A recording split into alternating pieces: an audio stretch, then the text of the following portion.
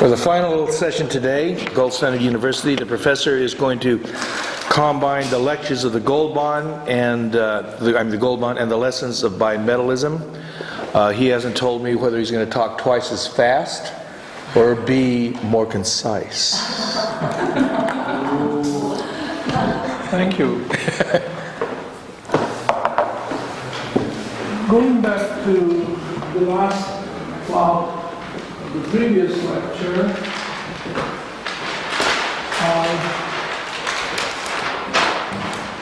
first mentioned the symmetry, the impressive symmetry between these two stories. But it doesn't go all the way. And it turns out that this is a more complicated story, and there's more resistance, and there's more objection, and so on. There were 3 steps. I mentioned this was a very big step when people started ranking commodities by portability in the small, recognition that we have to find the most portable commodity in order to facilitate survival and greater happiness for all and so on and so forth. This is a very, very big step, but only one step. And then we saw the obstruction, that hoarding and dishoarding is a time-consuming process, whereas in most cases you would like to have a conversion telescoped into a shorter period. So there was a second step, which is passing from direct conversion to indirect conversion, which really means exchange. This was a very, very big step. And actually the word credit arises at this point. There's no credit here, but at this point you must have credit.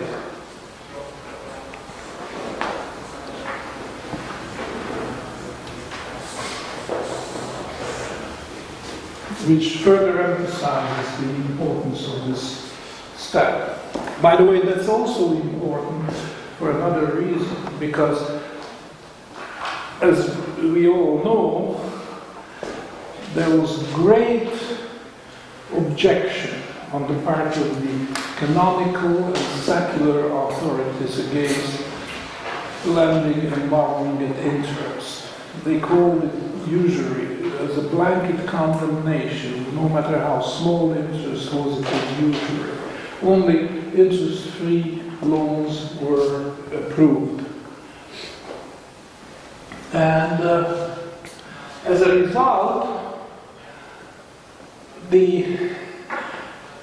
this was very counterproductive. The idea of those authorities who imposed that restriction was to eliminate or bring down interest rates, and just the opposite happened. The interest rates got higher. Why?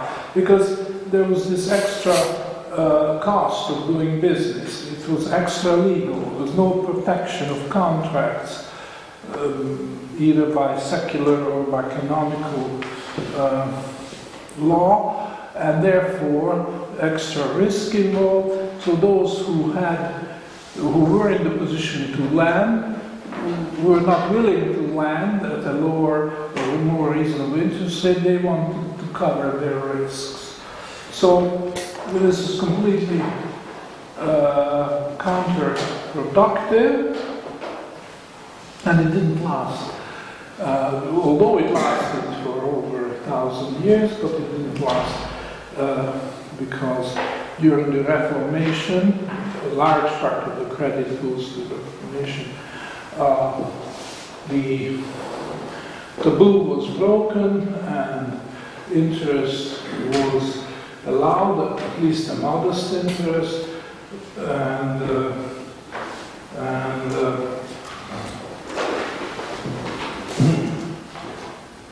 and we come to the third step, which is also a very big step, Because of that,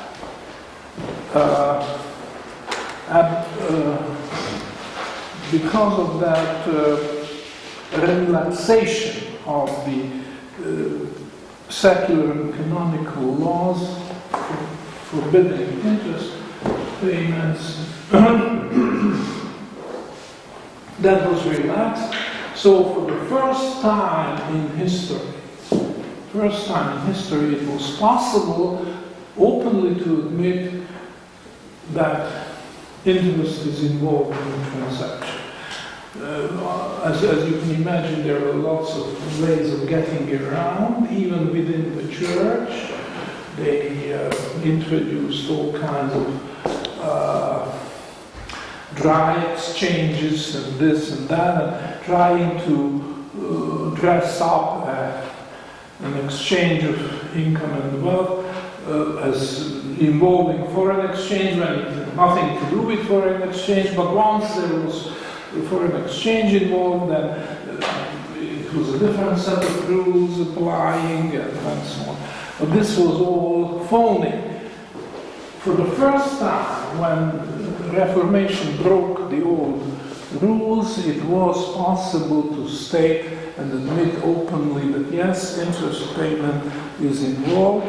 So there could develop an instrument which facilitated that exchange, which was forbidden up until that point, and this is the gold bond.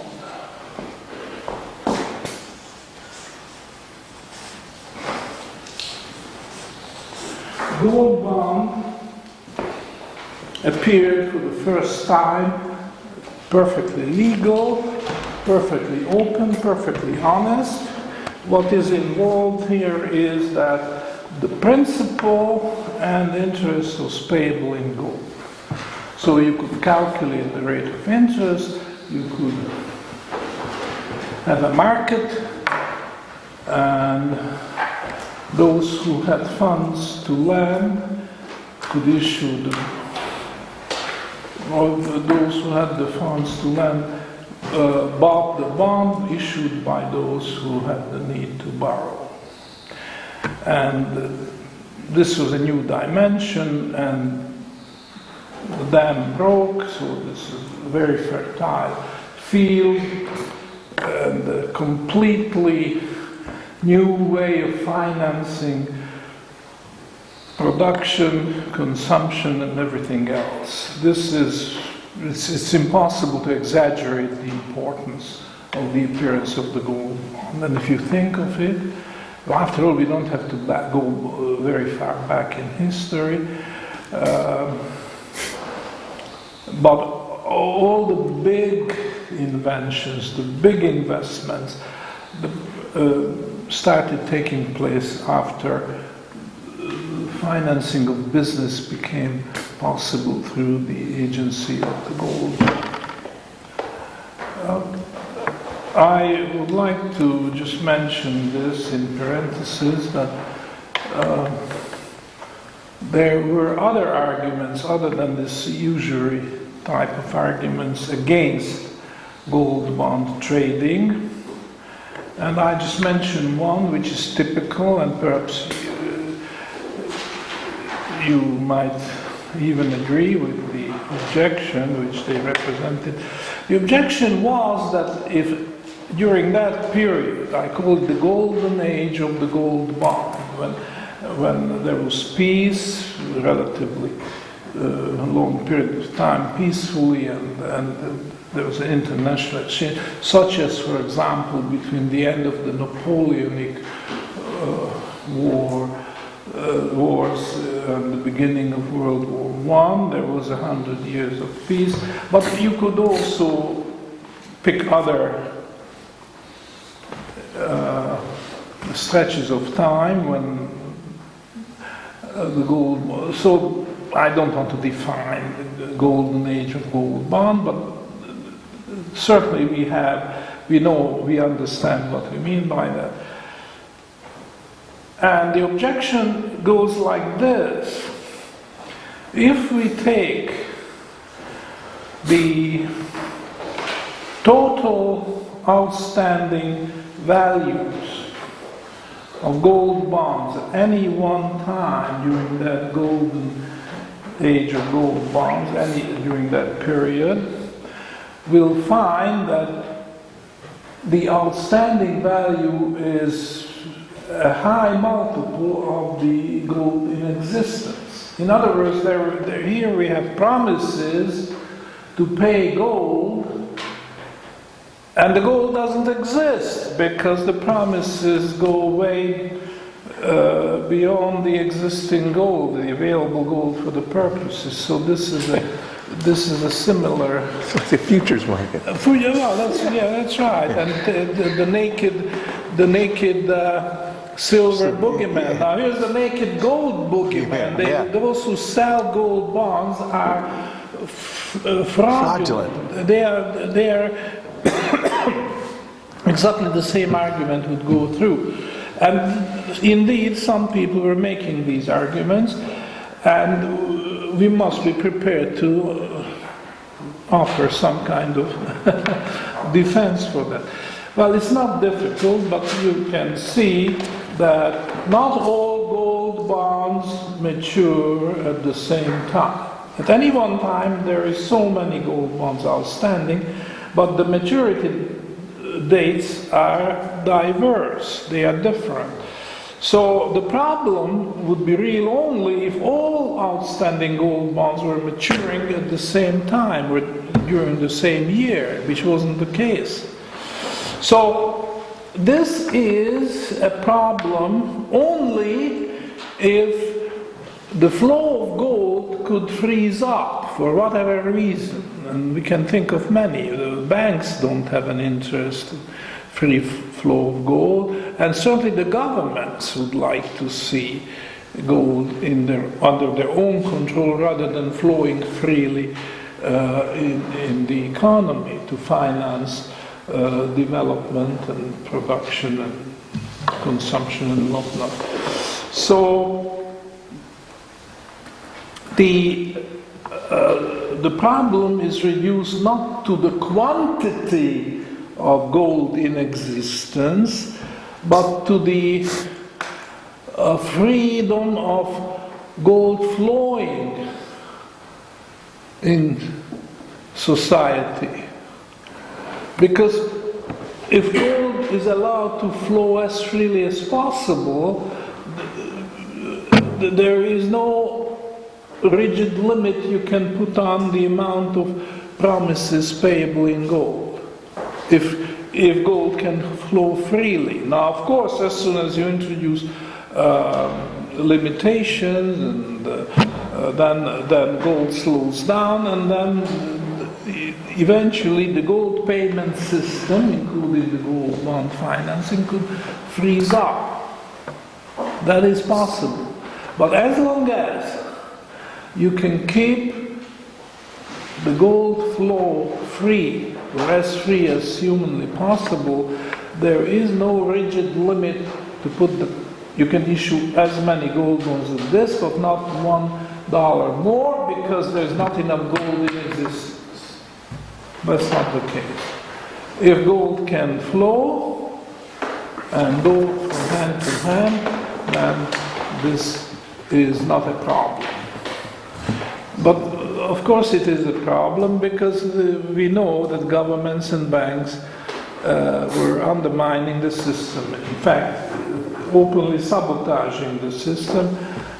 The ultimate sabotage was that of Franklin Roosevelt when he confiscated gold and marked up its value and so on. So that, of course, is throwing the monkey wrench into the works and does great damage.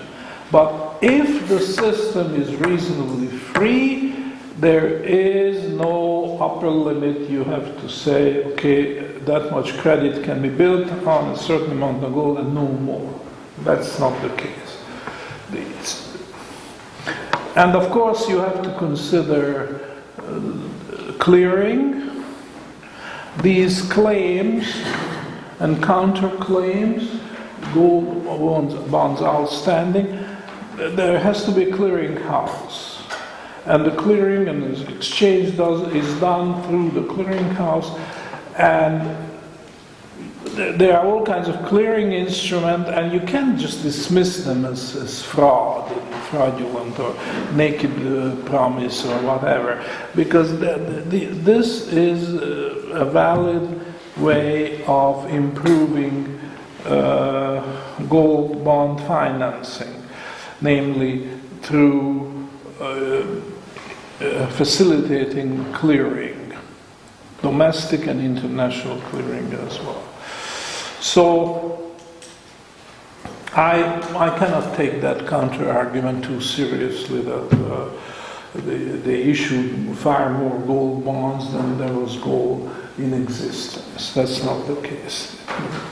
The maturity is reasonably dispersed, and therefore the system can work. And improvement in clearing will certainly accomplish that. What criticism I have to make is concerns the economists, even the good ones. I mean, just mention the name of David Ricardo. David Ricardo was a British economist of Portuguese origin, right? And he was still considered as a very great economic thinker, and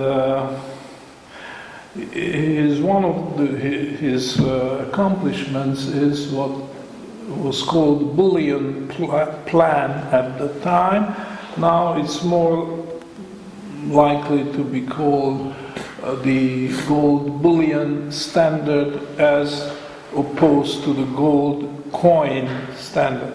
The gold standard we are advocating here is a gold coin standard. The gold coin is important for several reasons, and the free flow of gold coin in the system, not just as a means of payment and short-term credits, but also long-term credits.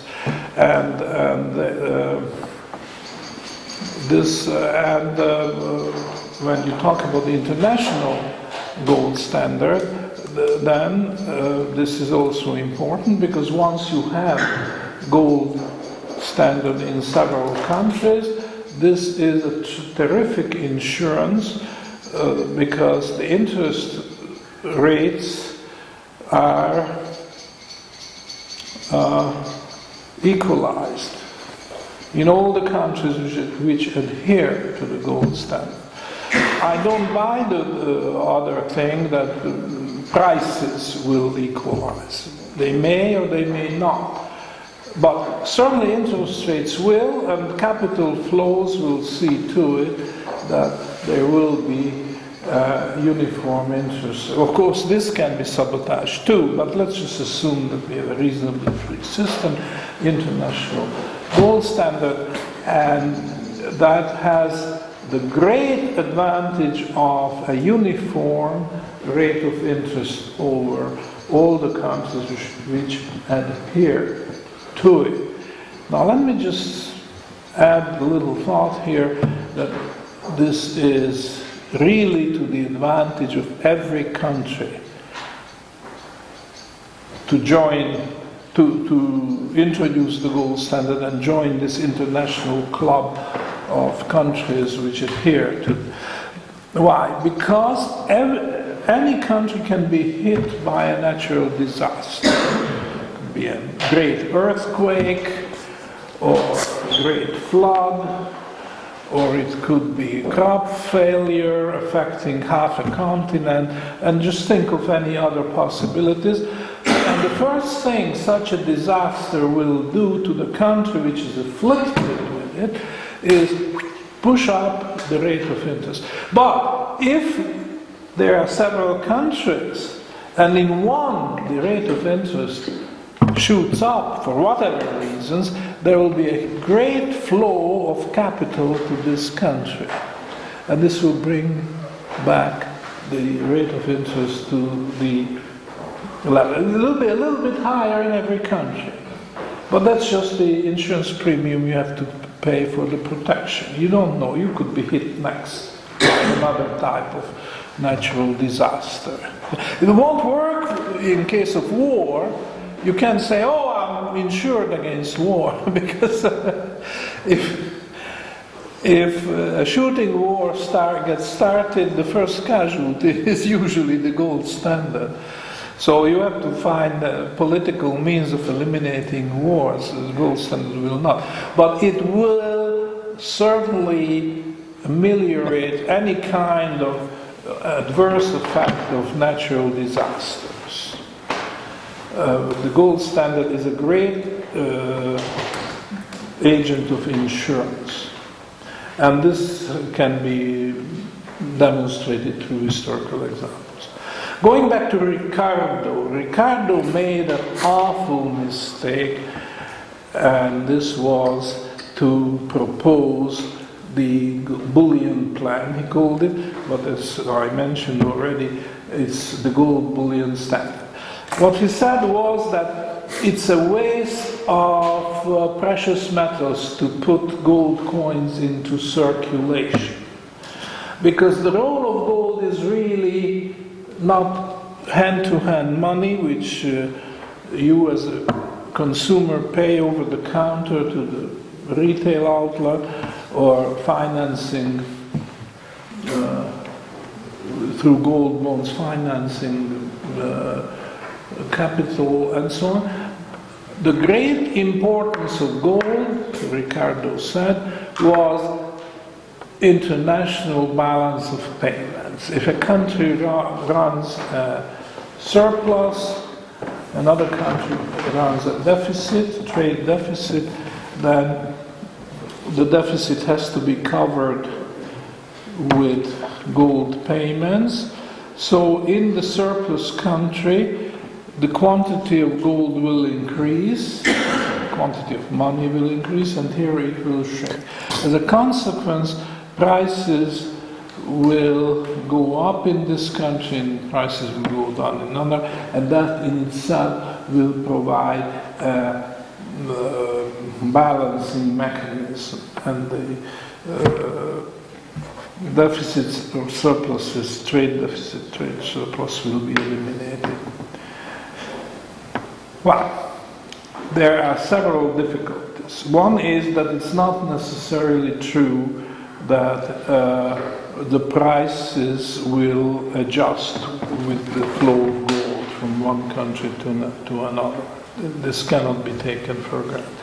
Prices could be sticky for a number of reasons, and in any case, the quantity theory is heavily relied on, and it's a very, very unreliable theory, which I'm not going to enter into.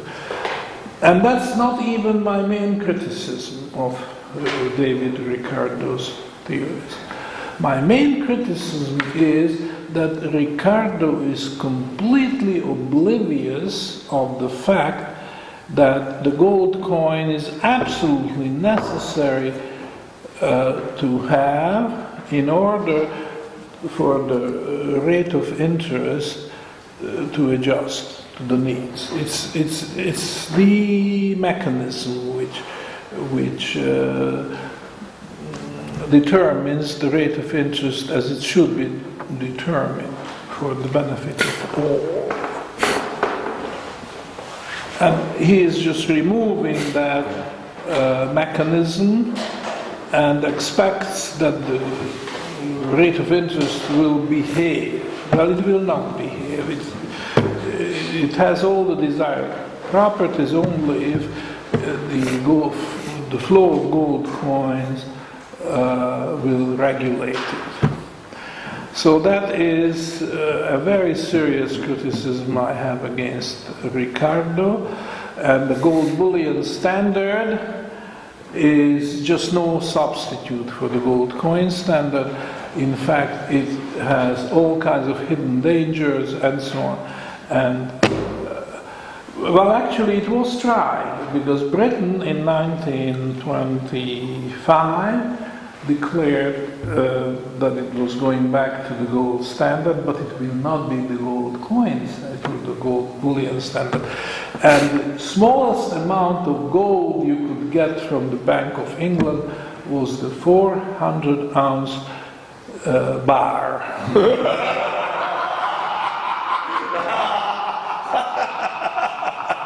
You couldn't call it a common currency.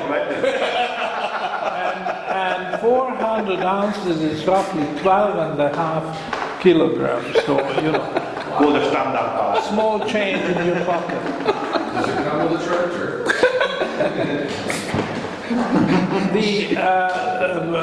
Well, of course, the justification was that that's peanuts when it comes to international trade.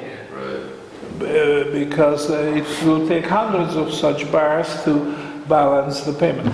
But I'm not making an argument like that. I'm just saying that it was introduced, it was tried, and found one thing. It did not work. It did not even work, live to be 6 years old.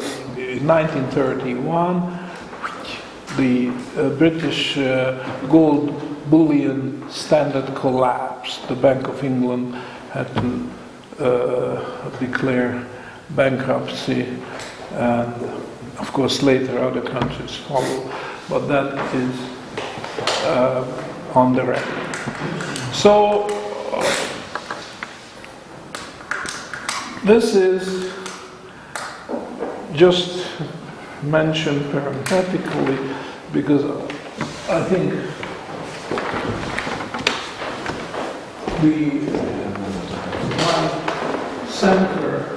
my focus is on these 3 steps. First, discovering portability as a property and promoting silver and gold. And then when credit is introduced, here no credit. Credit is introduced at this level, that means you are passing from direct to indirect credit, which means exchanging income and wealth.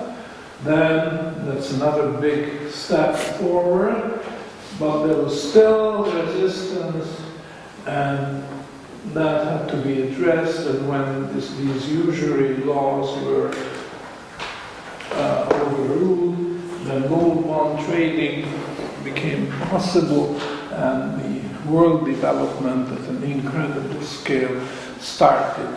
And we are all the beneficiaries. We are all better off for it. It's not just intercontinental shipping and intercontinental flying or intercontinental or transcontinental railroads, all very, very capital-intensive enterprises, which without gold bonds would have never ever happened, but also therapeutic advances. All the research in medicine, surgery. I don't want to make an effort to tell you how important it is, and without gold bonds we would have only a fraction of that improvement and advance. Gold bond financing is at the very foundation of our relative comfort and welfare and health and all that. I mean, the kings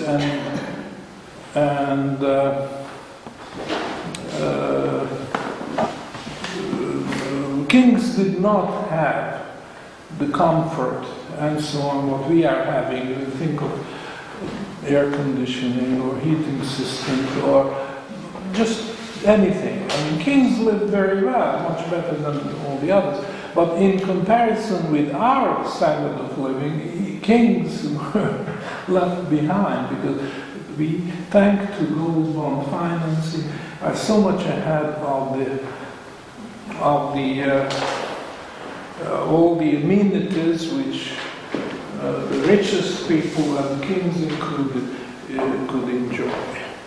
So that is the great thing about gold bonds, that it, through the avenue open to all kinds of improvements which were not possible before, simply because capital could not be accumulated without the instrument of the gold bond. And we have convincing evidence that if you have several decades of gold bond financing, then the results just come in and you have to sit back and enjoy your life. So that is a fact, very hard to argue with success, but we have to recognize that it's really the gold bond which is behind. The amount of credit which opened up and which wouldn't have opened up without gold bonds is just incredible.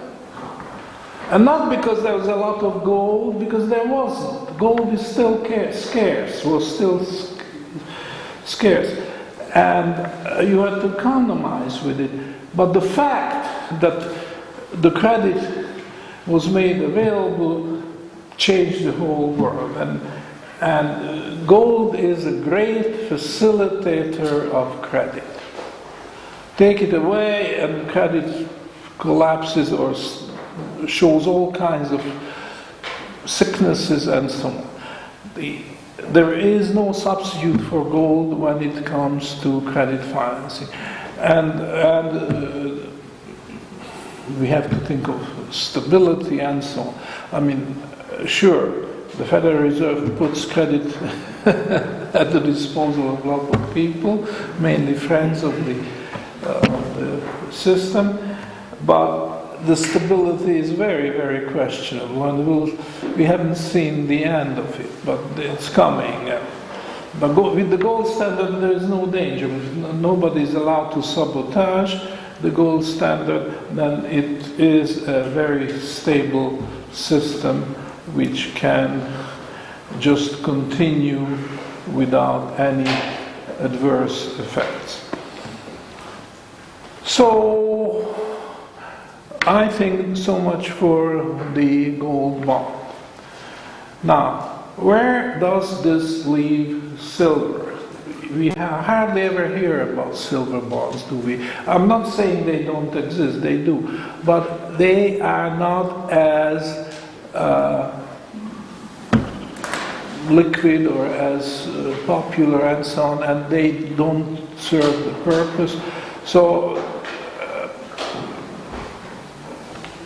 silver has a different role to play, and I will say a few words about that and discuss bimetallism.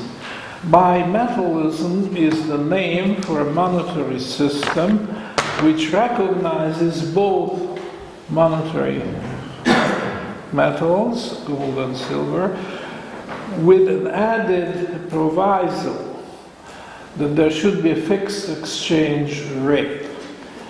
Now, the motivation for that, and that's provided by the government. It's enacted, it's a law of the land that whatever the rate is, but for a long time it was 15%. 15 ounces of silver are exchangeable for 1 ounce of gold. And this law was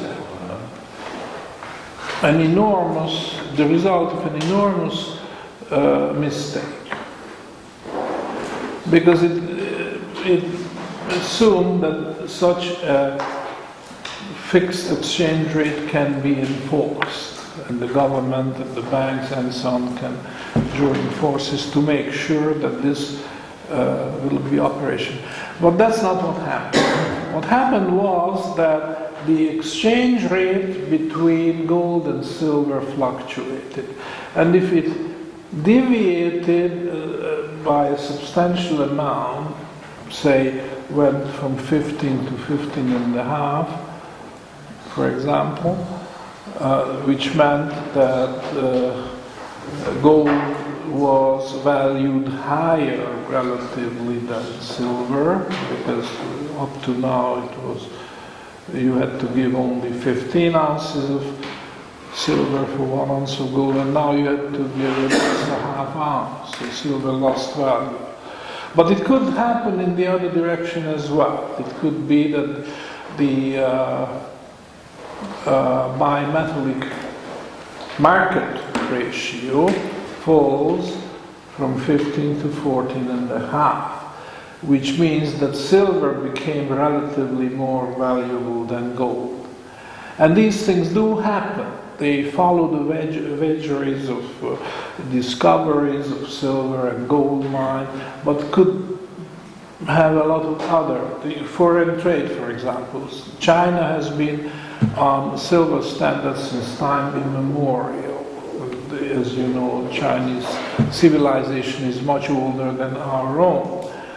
And India had been a great sink for silver for ever since the Romans opened their trade routes to India, and so on and so forth.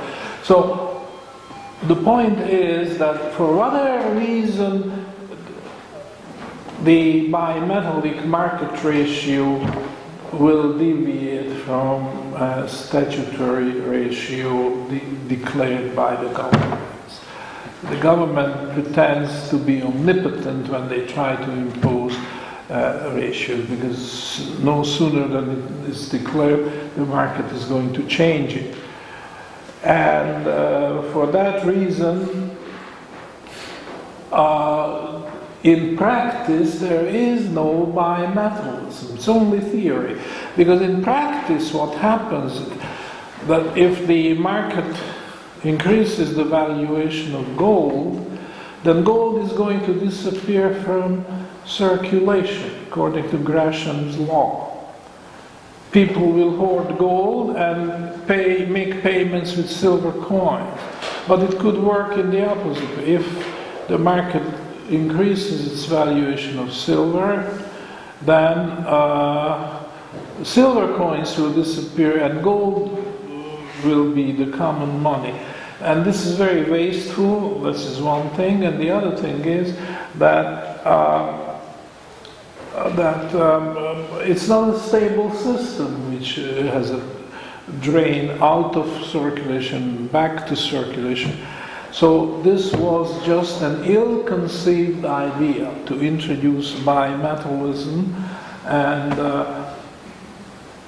it took such a long time for governments to admit their mistake. They started fiddling. In the United States, I think they started out with 15 and a half, and then that was overvaluing, I think,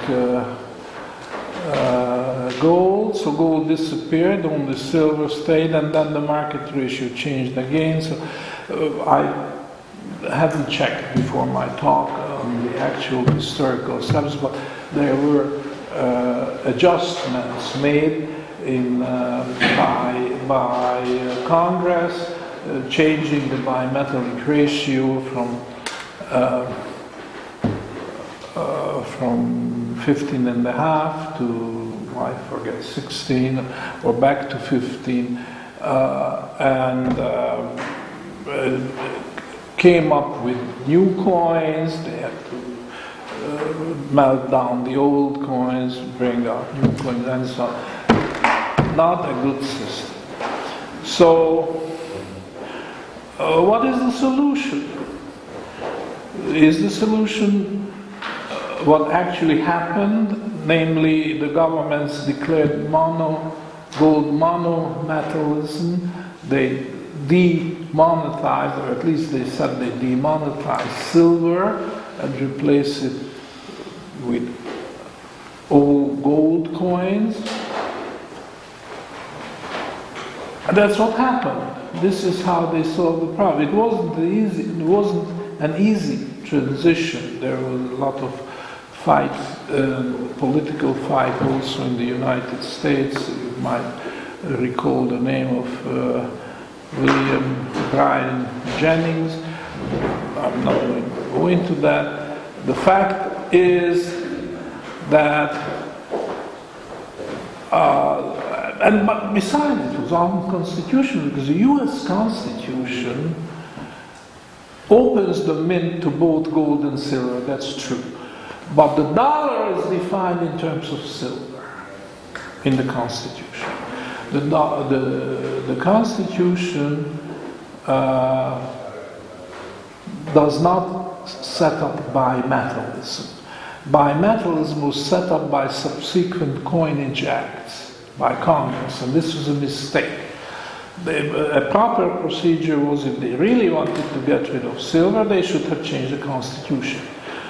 Congress did not have the right to demonetize silver, because that is carved into the US Constitution.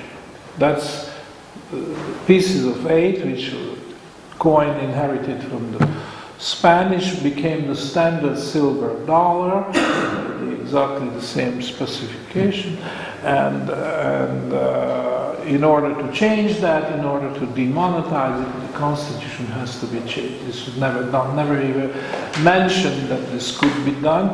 They just simply thought that the Congress has the power to define or coin, provide a coin of the realm and so on, so they just assumed that they had the power. They did not. Anyhow, as a result, the US became a gold monometallic country, and this was a movement because other important countries, Germany at the time, defeating France in the Franco-Prussian War, they demonetized silver, and they used the process, that means dumping all the silver on the world market, using the proceeds to buy gold, and then have a uniform gold coinage. All kinds of trampling on the rights of individuals and companies and countries and so on, and it created a lot of problems in the world. So the solution which governments chose was not the right one. What would have been the right solution? I just give my penny worth of wisdom. I think a bimetallic system could work on the basis of a variable ratio. It's a mistake to fix that and put it in the law. What you could do is you could have two coinage systems working side by side. Gold coinage, silver coinage. So for example, the dollar refers to silver coins only, and when you want to refer to gold coins, you use another word, and such a word does exist. It's the eagle. An eagle coin is a $10 coin, but remember, we no longer have a fixed bimetallic ratio, so you don't put an eagle equal to $10 because this is not fixed. Okay, so let these things flow. And you might argue this is not a good system because when there are two sets of coins, this cannot possibly work. Well, our experience with the euro doesn't show that. In Switzerland, euro currency circulates pretty well along with the Swiss francs. And Britain, of course, hasn't accepted the euro and the pound, and a lot of businesses give you two quotations for prices and so on, and any number of examples. So this is not an unsurmountable problem that two sets of coinage circulate side by side. I think that is the solution. Or, if you want to go to monometallism, then you have a problem. You could treat the, say, the silver coins as if it was a foreign exchange, and have bureaus making the conversion and so on. So there are various other solutions, but the rigid bimetallic ratio is not the answer. So I could go on, but I think I better give you a chance. A lot of people indicated to me that they would like to ask questions about bimetallism. So let's open the floor to questions and comments, please. Anybody, any interest in the interest of bimetallism? Yes. Just one question about that. You said that in the case of war, the gold standard will go out the window. Do you think it's possible that in two countries at war with each other, one maintaining the gold standard, one letting it go, the one who let it go would actually lose? So What kind of war? He's saying that if you had two countries and Go to war. a war and one it was on the gold standard and one let it go, would the one that kept the gold standard have any advantage? Very good question. It occurred to me too to ask this question. I'm inclined to say that the country staying on the gold standard does have the advantage. And a historical example is the United States in actually both world wars. World War I, it was more clear-cut because gold coins did stay in domestic circulation. And the United States, it was due to the United States joining the Allied powers that the Allied powers were incredibly close to a defeat. And this is a fascinating story, and it's all documented in the non-conformist literature, because the conformist literature, of course, has a standard version, which... but anyhow, I think the United States had a great advantage that it could go through the war with the gold standard pretty well intact. There were compromises here and there, but okay, now World War II is not as clear-cut because domestic gold coin circulation was not allowed. In 1933, Roosevelt confiscated the gold coins, and however, internationally, the United States dollar was convertible into gold, which meant that, I'm not talking about enemy countries, but neutral countries or allied countries could get gold for their paper dollars. And that worked very well. And the United States came out as the greatest creditor nation out of World War II, with its industry pretty well intact and agriculture being able to provide food for the rest of the world and so on. Now, even if the gold standard is not maintained, but the country is willing to put its gold to use, this country will have an advantage. And that, I can tell you, I say that on the authority of Alan Greenspan, because he did go on record to say that the United States should not get rid of its gold reserve. And he mentioned one specific example, that Germany, even when they were very close to their defeat, they could still buy energy. They were short of fuel, airplane fuel and all kinds of other fuels which you need in war. And for gold, they could get it. They could get it. Breaking blockades and so on, they could get it. Just pay gold, you get it. So the lesson is that retaining some role for gold, even in a war situation, is an advantage to a country which can do it. Now, but that is really a very complicated question, because it's written with all kinds of complexities and so on, and you know, credit breaks down. I mean, I'm very satisfied with that answer. Yeah. Thanks. Okay. Hey, Nathan? Go ahead, I was asked a lot. Oh, no, sorry. James. I was just going to say that in terms of resolving the situation with a fixed exchange rate, would it not be an advantage to have gold and silver coins that simply show the weight of what the gold and silver coins, and bank accounts that just show ounces of silver or gold?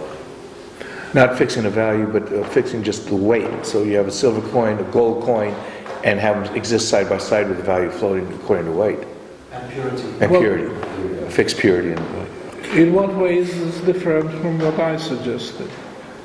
Something about a coin which had a dollar, $10 or whatever mark on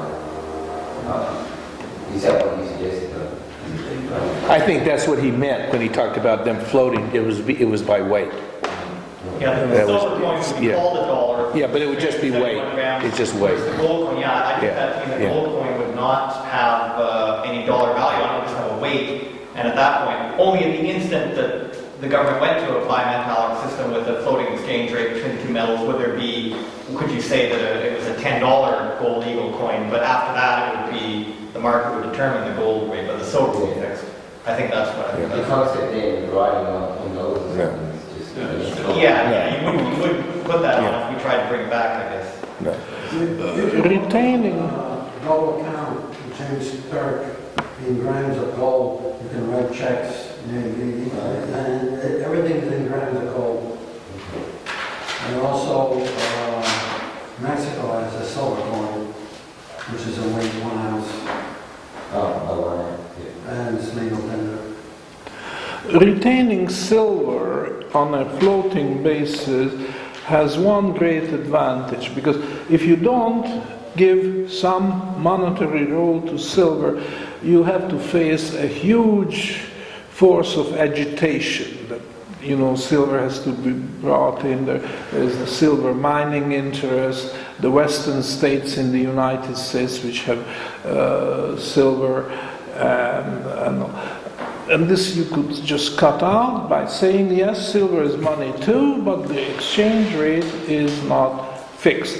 So they have to fend it. They just have to compete. The silver competes with gold and let the stronger currency win. It will not wipe out the other. I don't think gold could wipe out silver or vice versa.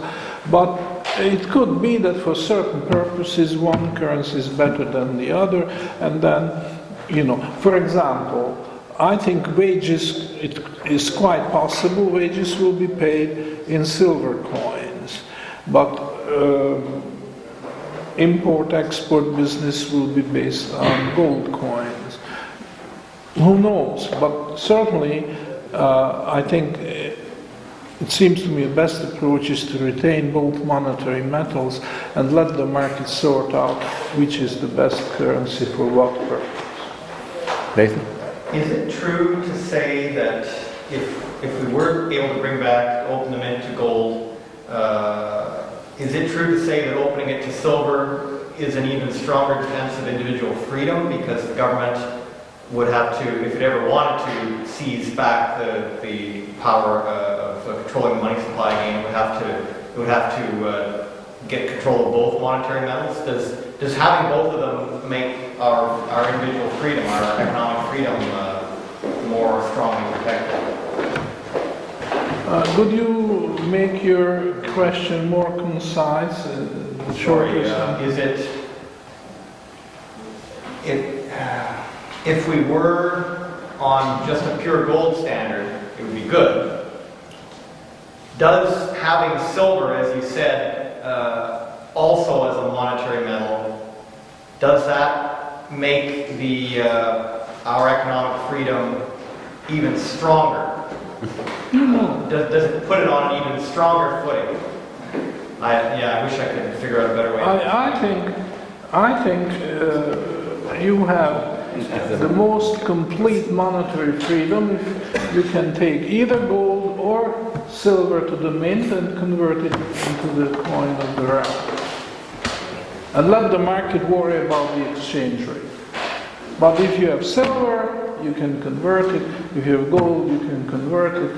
But you might say, it's not in my interest to convert gold. I keep gold for other purposes, such as export or what have you. That's fine too. But if you say, no, we are dogmatic about it, only gold is a monetary metal, we open the mint to gold but not to silver. This is already a kind of infringement of your freedom as an individual, or vice versa. And it's very suspect that the government is behind. Yes, please. Professor Soiter, can I ask the question? Isn't this a fairy tale though, thinking about gold standard when there's no audited historic or any kind of documentation where the gold reserve of the United States or any country's gold reserve is not audited professionally? Maybe it has been leased out. The whole reserve is now is in the hands of private individuals. And now we're thinking about a system which is capable of fighting lots of things and resolve lesser volatility and lesser problems in the economical circumstances. But the new situation is that there's no gold reserves left each individual country because it has been leased out, it has been sold out like they're doing it on a year-to-year basis, and it's a greater effort for the whole world to put it together again under a system like that. Maybe individual needs or individual decision making or final decisions basically will result that there's no gold reserves to be acted on as a whole. Well, I'm aware of these rumors, but they are just rumors. The fact that there was no auditing for so many years is not a proof that the gold reserve... The auditing has been granted to those that are not fully accountable in our sense. Well, I just want to reserve my judgment on that. You can't make a case that this is the way it is because there. It's just fantasy. It's just an notion. However, I have an answer to your question. My answer to your question is that it doesn't matter, because even if we assume that the United States government controls zero gold, it is not going to defeat the plan of going back to gold. I tell you why. And that's why I'm consciously using the expression open the mint to gold, or open the mint to silver, or open the mint to both. Because it's the people, and not the government reserve of gold, which will put these coins into circulation. The government plays one role only, to certify the quantity and quality of the metal in the coin. But the government doesn't have to have a gold reserve. Just one more point. What if the government has already cheated the people, of its own people, by selling its gold out, and there's no easy way or possibility to go back to the gold standard? Let me put it this way. So how does the government cheat the people? It doesn't matter. The private individual's gold is real. We can bring our gold into the mint and have it converted into coins that begin to circulate. It doesn't matter if the government has already lied about what's in Fort Knox or all the other... Well, there is a simple answer, because it really doesn't matter. Because if legal tender would be gold and silver coinage, even they sold everything to the Rothschild Oppenheimers, they go back, make the coins and I rich as before. That's better where the gold, physical gold or silver comes from. Yeah. Well, would these guys give it back, do you think? If With the Rothschilds and Oppenheimers and all these guys that give it back. it's a only legal tender, they use what is legal tender. They use paper money now, they used it 100 years ago when the families were already existed, they used gold and silver. If gold and silver comes back, they use it again. So it will come out of hiding and hoarding, as the professor so nicely explained. When it's legal tender, you have simply no choice when you are playing Rothschild or Oppenheimer. Well, think of it this way. The government provides roads and highways for the benefit of the people. And it's the same thing to provide a mint, because the government doesn't have to own the land on which the highway is built. Communities could come to the government and say, here is a stretch of land and we want a highway through, will you please provide it? And the government should comply and provide the highway and maintain it and use tax revenues to defray the cost of maintaining it. Same way, government does not use its own gold reserves to put in circulation. The government opens them into gold so people can come forward, take their bullion, and it will be exchanged one-to-one, the same value of gold. And that's the proper function of the government. When there is a suggestion that the government starts accumulating gold or silver or what have you, that stinks. There's no need for that. The government is better off just the same if people own and control the gold. It doesn't have to be in government walls. And that's also very important, that that gold is the bank reserve. That's important. And people control the level of bank reserves, because if they are not convinced that the banks are pursuing proper credit policies, then they can just present banknotes or bank deposits and withdraw gold, which will bring down the level of bank reserves, and the bank will be forced. That's the only language the banks understand. When the gold reserve shrinks, they have to call the loans back and cut the amount of outstanding credit. If I may rephrase the gentleman's question, I think what he meant also was that if there is absolutely no gold in a certain area, called in a country because it was sold to the ECB or the IMF, and in this area there is no gold to have, how would you introduce the gold standard? And I think that was probably also the question. I think also the answer to that is, if you don't have it, you have to earn it through attracting it. That's right. And that's where the gold bond comes in, that's where your productivity comes in, that's where the bills of exchange come in, everything. This is an extremely good point. It's not a question how much gold you have, it's a question how much gold you can attract. Yeah. That's a big difference. And the important thing is that you have to have a behavior, domestic and international, which will convince everybody that you are trustworthy and you can attract gold. And that is the key thing. And not just how much gold you can show in the reserve.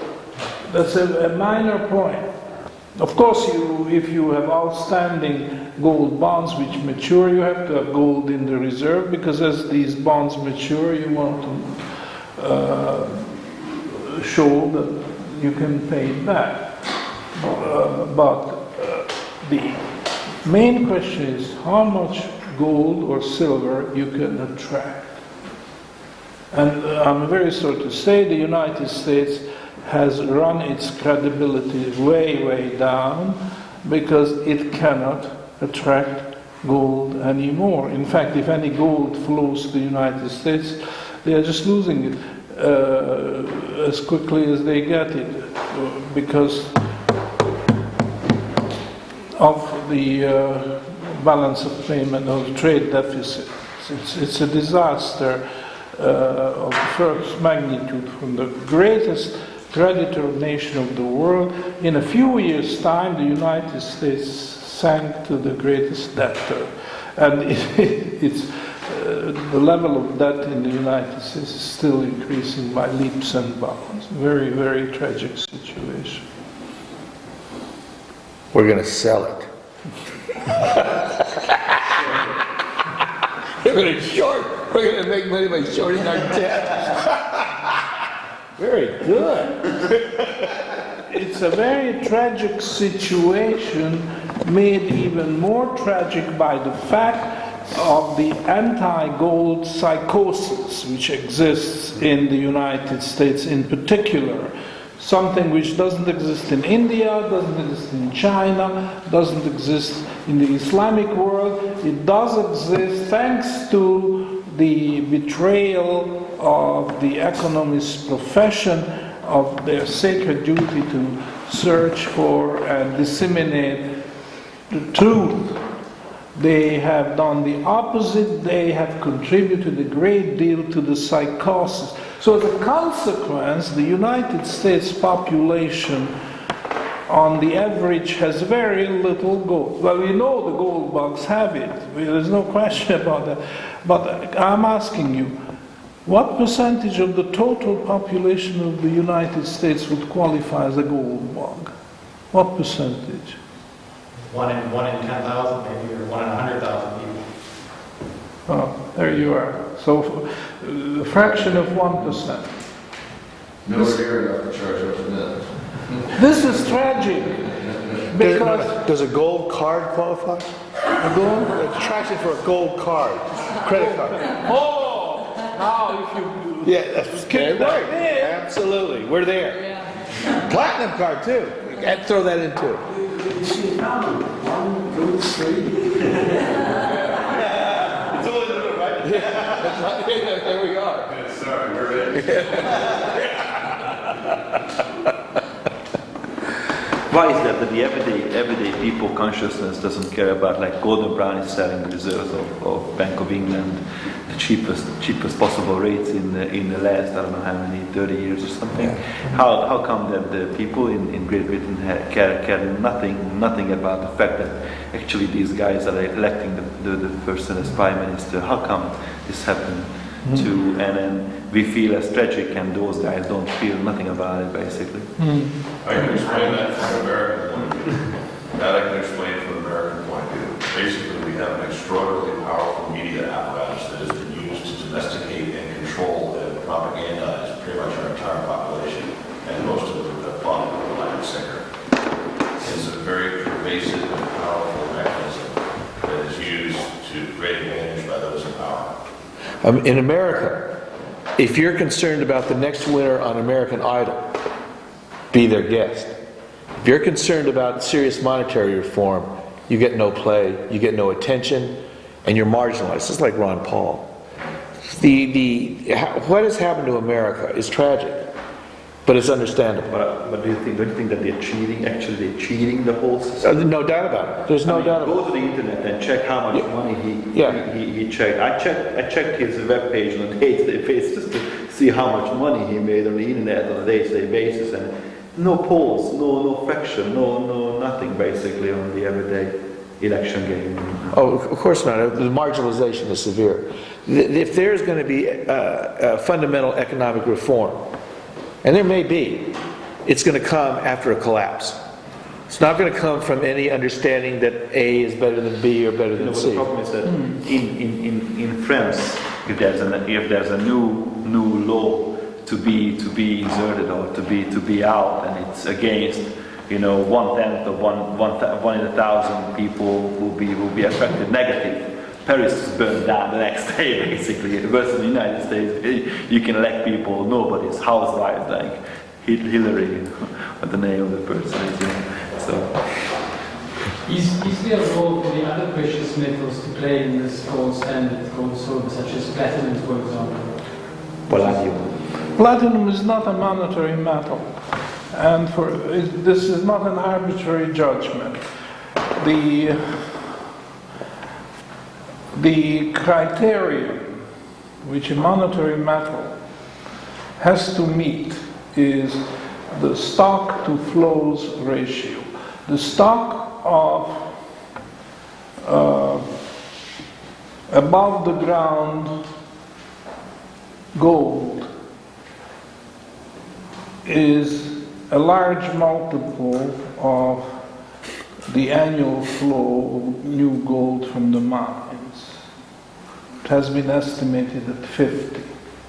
Now you have to remember the other metals, the base metals, have a stock to flow ratio, a small fraction. It could be, for example, 1/3 for copper, and similar fractions for others.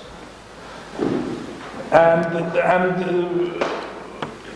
this is important because what this suggests is that gold is not scarce, at least not in relative terms.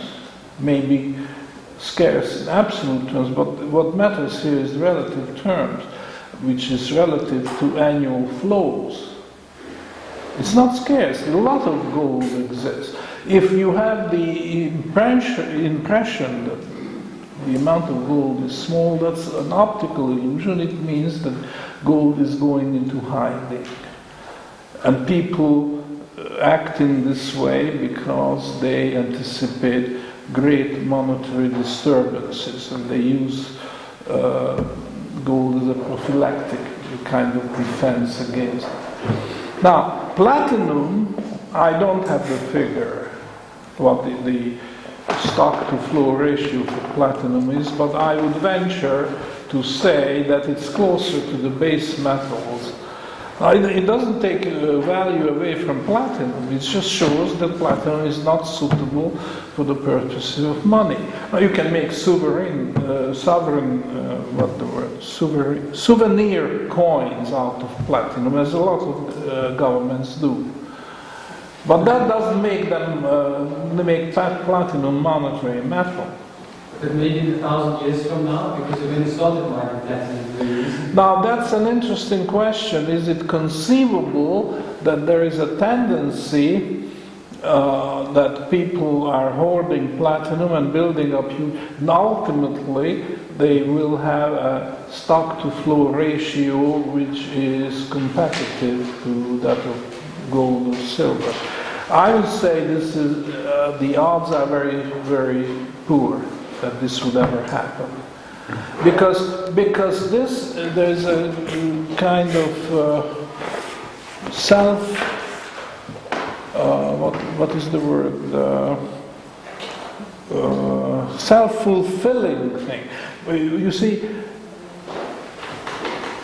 a lot of people say, well, if the stock to flow ratio of gold is very high, that is going to undermine its value, because the usual thinking and the usual argument is the more you have, the less value it represents. But the monetary metals are an exception to that rule. It doesn't work that way. So, in other words, there is an enormous confidence in gold as a store of value, precisely because this high stock to flows ratio, because it shows that our ancestors and contemporaries have trusted the value of gold and the permanence of the value of gold, and they weren't disappointed. So if I have to choose, I'm going to choose gold because it has this superb ratio. And platinum doesn't demonstrate the same, and therefore I'm not going to choose platinum. This is how. No, I'm not talking about small coin collectors but those who control huge amount of monetary wealth, and they have to make a decision: should I invest in gold or should I invest in platinum? Will say platinum is not a good choice because it has an inferior stock-to-flow ratio. Has silver got a superior stock-to-flow ratio compared to gold, or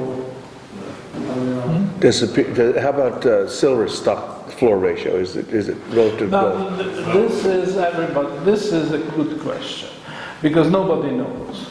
You see, in many ways, silver predated gold because, well, we discussed this, that gold is marketability in the large, silver marketability in the small. So silver has always been more dispersed over society. Small hoards of silver existed in every pocket. But gold was really money for kings and princes.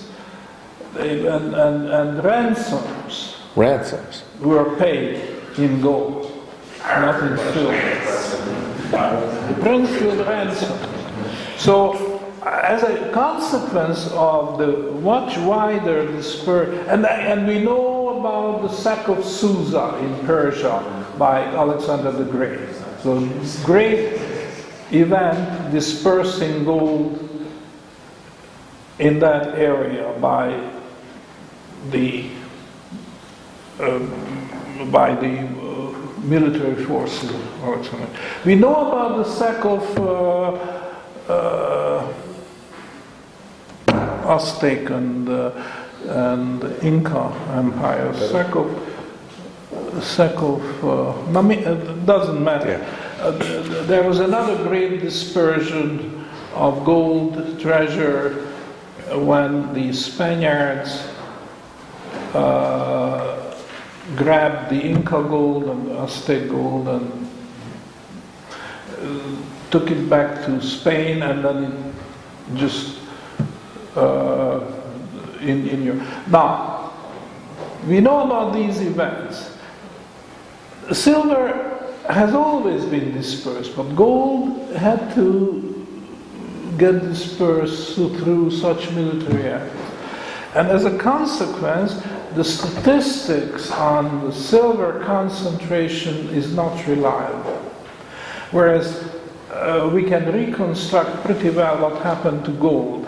And the gold mines always kept a more reliable record of their production than the silver mine. So it's anybody's guess what the ratio.